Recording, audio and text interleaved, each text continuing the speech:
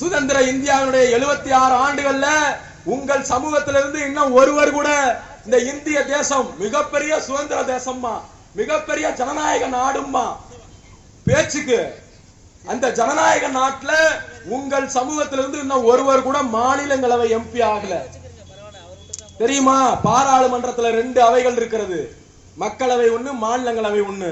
மக்களவைக்கு இப்ப தேர்தல் வருது பாருங்க. இப்ப 4 நாள்ல இல்ல ஓட்டு போட்டு தேர்ந்தெடுப்போம்ல, இவங்க எல்லாம் மக்களவைக்கு போவாங்க.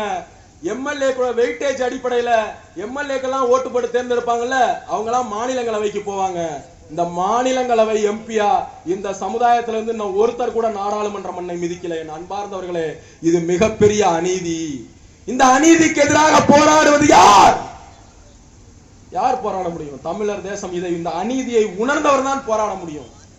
சரி, ஓட்டு போட்டு தேர்ந்தெடுக்கக்கூடிய எம்பியா எத்தனை பேர் போயிருக்கான்னு பார்த்தா 3 பேர். 76 வருஷத்துல 3 பேர்.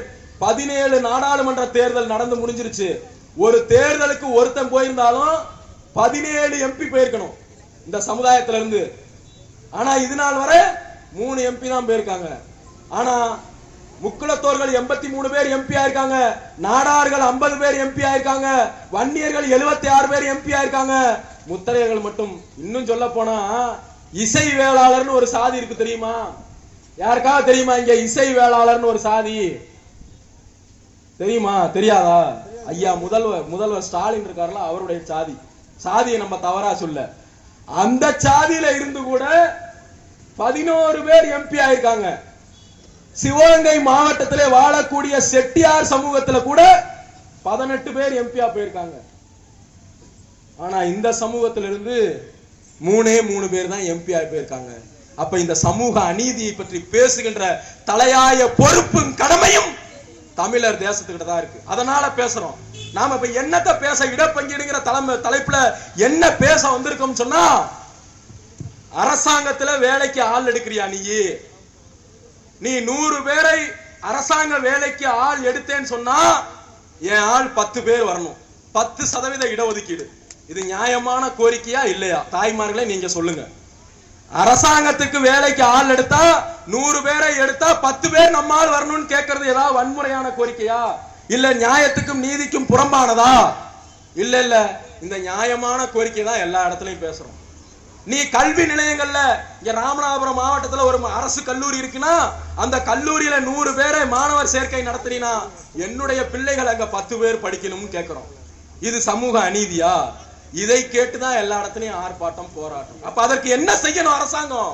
சாதி வாரியா கணக்கெடுக்கணும். எப்படி சாதி வாரியா கணக்கெடுக்க முடியும் அப்படின்னு கேட்டா, இந்த தமிழக அரசாங்கம் சொல்கிறது 430 சாதி இருக்கிறது என்று.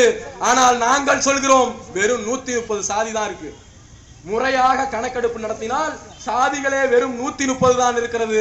அந்த 130 சாதியை கணக்கெடுத்து எந்த சாதி எவ்வளவு எண்ணிக்கையில் இருக்கு அதற்கு ஏற்ற பிரதிநிதித்துவத்தை கொடு. எனக்கு முன்னாடி பேசினவங்க சொன்னாங்கல்ல, நீ பெரியாரின் வழி வந்த ஆட்சி தானே, தந்தை பெரியார் அவருடைய வழியிலே நான் ஆட்சியை நடத்துகிறேன் என்று சொல்கிறீர்களே, தந்தை பெரியாருடைய கொள்கை என்ன? சமூக நீதியிலே தந்தை பெரியாருடைய கொள்கை 100% இடஒதுக்கீடு. நாங்க எங்களுக்காக மட்டும் பேசல, ஒட்டுமொத்த சமூகத்துக்காக பேசுறோம். 100% ரிசர்வேஷன் எல்லா சமூகத்துக்கும் கூட, முற்பட்ட சமூகத்திலிருந்து அத்தனை சமூகத்திற்கும் அவர்கள் எவ்வளவு எண்ணிக்கையில் இருக்காங்களோ எண்ணிக்கைக்கு ஏற்ற பிரதிநிதித்துவத்தை கொடு. நாங்க சொல்றோம் 1,25,00,000 பேர் இருக்கும் சொல்றோம். நீங்க வேணா எண்ணி அதை இல்லைன்னு மறுங்க.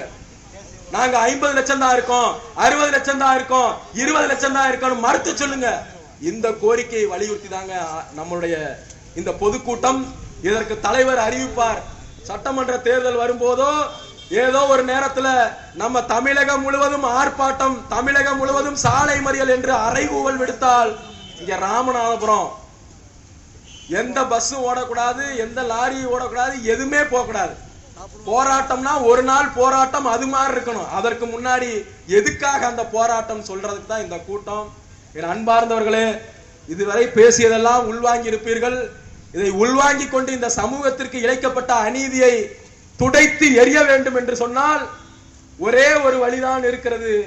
நீங்கள் தமிழர் தேசத்தை ஆதரித்தால் மட்டும்தான் இந்த சமூக அநீதி துடைத்து எரியப்படும் என்று சொல்லி வாய்ப்புக்கு நன்றி கூறி விடைபெறுகிறேன். நன்றி, வணக்கம்.